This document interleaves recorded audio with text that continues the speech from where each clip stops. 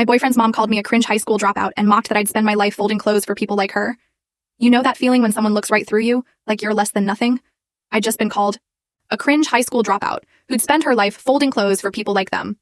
But just moments later, their perfectly polished world came crashing down, and the only person who could save it was the worthless girl they'd just humiliated. See, I dropped out of high school when I was 16. Not because I wanted to, but because I had to. My mom had a massive stroke that left her paralyzed and unable to speak, so I became her full-time caregiver.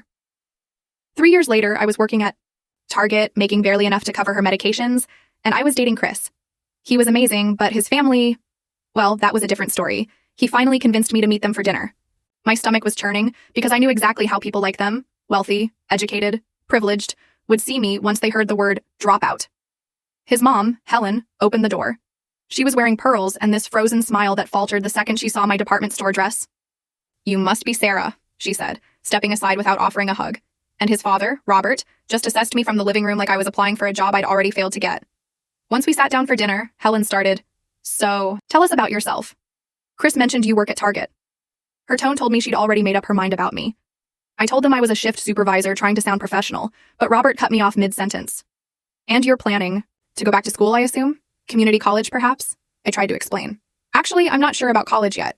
First, I'd need a GED, and things are complicated with my mom's care." That's all I got out before Helen's laugh cut through the air. It was sharp enough to cut glass. "Complicated at your age? What could possibly be complicated about bettering yourself?" She turned to Chris with this pitying look. "Sweetheart, you know we support whoever you date, but shouldn't you be with someone who shares your ambition?" Chris actually tried to defend me, but his younger sister, Chloe, home from Yale for the weekend, jumped in. "Wait, you didn't even finish high school? Like you actually dropped out?" She said it like I'd just confessed to kicking puppies. I quietly said I had to leave during junior year, but Robert was already shaking his head. "Had to? Nobody has to abandon their education. That's a choice, young lady," and full story video added in below.